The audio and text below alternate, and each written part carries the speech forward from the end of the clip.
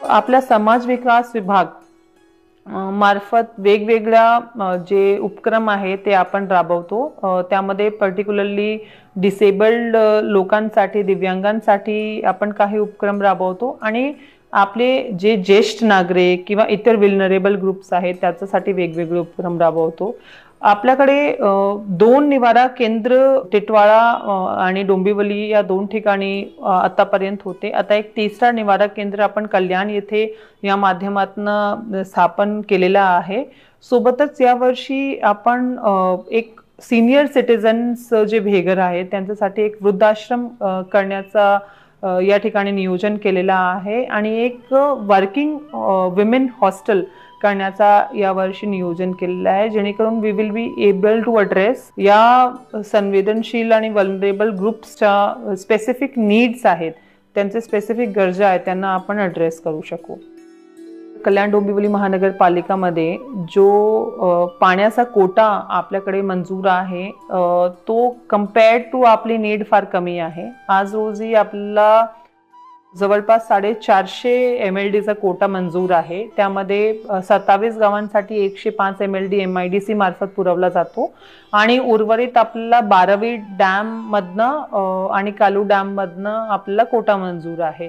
आपले वाढते शहरीकरणाच्या अनुषंगाने जे वेगवेगळ्या माध्यमातून आपल्याला जे पाण्याचा कोटा आहे तो वाढवण्याची गरज आहे।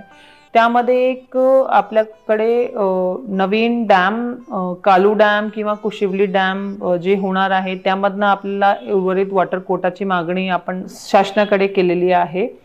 हे वॉटर आपल्याला नंतर ट्रीट करण्यासाठी जी प्रोसेसिंग फॅसिलिटी आणि ट्रीटमेंट फॅसिलिटी लागते त्या अनुषंगाने आपण अमृत योजना अंतर्गत गौरीपाडा येथे 95 MLDचा नवीन वॉटर ट्रीटमेंट प्लांट घेतलेला आहे आणि in the long run 27 villages मध्ये जे MIDC मार्फत पाणी पुरवठा होतो त्यासाठी अमृत 1 अंतर्गत आपण त्यांचे वॉटर स्कीम घेतलेली आहे। ती वॉटर स्कीम पुढील 1 वर्षात कार्यान्वित होईल आणि वॉटर ट्रीटमेंट प्लांट पुढील 18 महिन्यात कार्यान्वित होईल। या अनुषंगाने ते काम प्रगतीपथावर आहे आणि त्यांचं नियोजन चाललंय।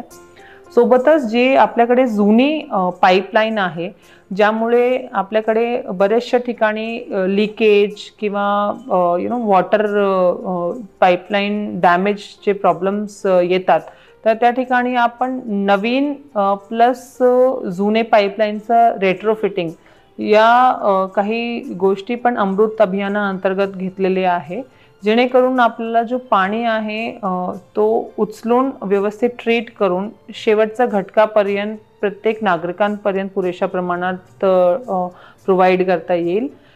To check the non revenue water which is due to leakages in the distribution system और sometimes due to cases of theft of water, हे चेक करण्याच्या अनुषंगाने आपण एक लीक डिटेक्शन सिस्टम आणण्याचा यावर्षी आपल्या पाणी विभागामध्ये प्रयत्न करतोय, जेणेकरून आपला नॉन रेव्हेन्यू वॉटर कमी होईल आणि आपल्या एक्झिस्टिंग वॉटरमधनंच मॅक्सिमम नागरिकांना चांगल्या दर्जाचं पाणी आपण देऊ शकू।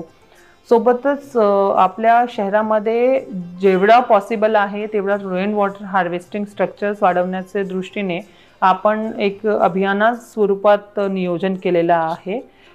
एक मुख्य बाब म्हणजे आपला कल्याण जो शहर आहे तो एक ग्रीन सिटी म्हणून ओळखला जातो। आपल्याकडे भरपूर प्रमाणात चांगलं वन क्षेत्र आहे आणि काही ठिकाणी आपण तसे मॅनमेड फॉरेस्ट पण तयार केलेले आहेत।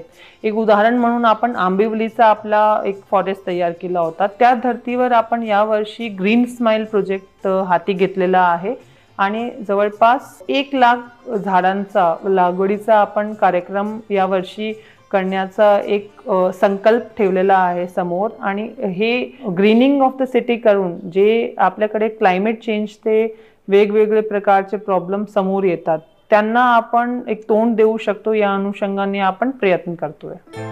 आपल्या कल्याण शहरामध्ये बहुतांश जो ठिकाण आहे तो स्लम एरियामध्ये ओळखला जातो। शासनाने एक नवीन UDCPR प्रमाणे एक खूप चांगली योजना जी अर्बन क्लस्टर स्कीमच्या माध्यमातून आणलेली आहे।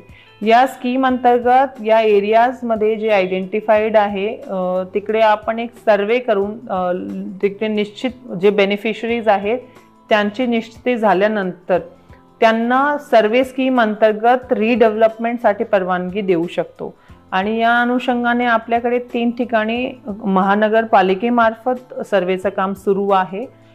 आयडिया इज की ज्या लोकांचं घरं ज्या ठिकाणी आहेत तिकडेच त्यांना रिडेव्हलप करून जास्ती जे सोयी गव्हर्नमेंटने UDCPR मध्ये रिलॅक्सेशन्स जे दिलेली आहे त्या अनुषंगाने त्यांना स्वतः डेव्हलप करून शासनावर कुठलाही भार न येता तिकडे एक सुव्यवस्थित डेव्हलपमेंट अलॉंग विथ सामायिक इन्फ्रास्ट्रक्चर होऊ शकेल या अनुषंगाने आपण ही स्कीम राबवतोय।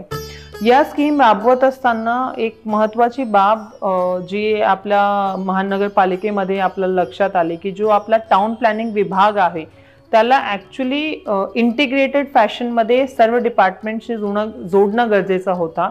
त्यामुळे आपण टाउन प्लॅनिंग विभागाअंतर्गत जी संरचना होती त्याला रिस्ट्रक्चर केला आणि वेगवेगळे 5 क्लस्टर्स किंवा युनिट्स त्याच्यामध्ये करण्यात आले।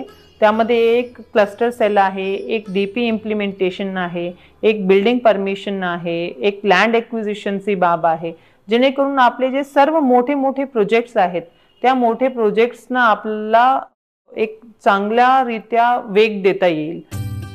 या सोबतच आपला एक जो महानगरपालिकेचा सर्वात महत्त्वाचा जो एक मानस असतो ऑल सिव्हिल इन्फ्रास्ट्रक्चरचा मेंटेनन्स करणं। यामध्ये दरवर्षी आपण आपले जे रोड्स आहेत किंवा फुटपाथ आहेत त्यांचं रिपेअर्स घेणं अपेक्षित असतं। आपले ऑलरेडी जे रोड रिपेअर आहे त्यांचं कामं सुरू आहेत, मात्र पावसाळा असताना काही ठिकाणी जे खड्डे होतात त्यांना भरणं आपल्याला अवघड जाते, कारण आपल्याकडचा पाऊस सातत्याने सुरू राहतो आणि तिकडे आपल्याला एकही ड्राय स्पेल ना भेटल्यामुळे काही ठिकाणी खड्डेचा जो प्रमाण आहे त्यावेळेस आपल्याला भरता येत नाही। यावर कोल्ड मिक्स कॉन्क्रीटच्या माध्यमातून आणि काही टेक्नॉलॉजिकल इनोव्हेशनच्या माध्यमातून यावर्षी आपण नियोजन करतोय की आपल्याकडे एक वेगळं सेल यासाठी असावा, ज्या ठिकाणी खड्डा पडला त्या ठिकाणी खड्डा लगेच भरून त्याला जो आहे व्यवस्थितरित्या ॲड्रेस करू शकेल। सोबतच मॅक्सिमम ठिकाणी आज आपल्याकडे कॉन्क्रिटीकरणचे काम सुरू असल्यामुळे भविष्यात या पद्धतीचा खड्ड्याचा प्रॉब्लेम आपल्याकडे राहणार नाही, यासाठी महानगरपालिका नियोजन करत आहे। या वर्षापासून जे नाला सफाई आहे आपण त्याच्यामध्ये सुद्धा टेक्नॉलॉजी वापरून त्याला अधिक इफेक्टिव्ह कसं करता येईल यावर आपण फोकस करणार आहोत। त्यासाठी काही स्टार्टअप कंपनीज आणि IIT पवई जी आहे यांची मदत आम्ही घेतलेली आहे आणि निश्चितपणे पुढच्या वर्षी या प्रॉब्लेम्सला समोर जाताना आपण जास्ती सक्षमरित्या एक महानगरपालिके म्हणून त्यांना समोर जाऊ शकू, याच्यासाठी आपण यावर्षी योग्य नियोजन आणि प्लॅनिंग करणार आहोत।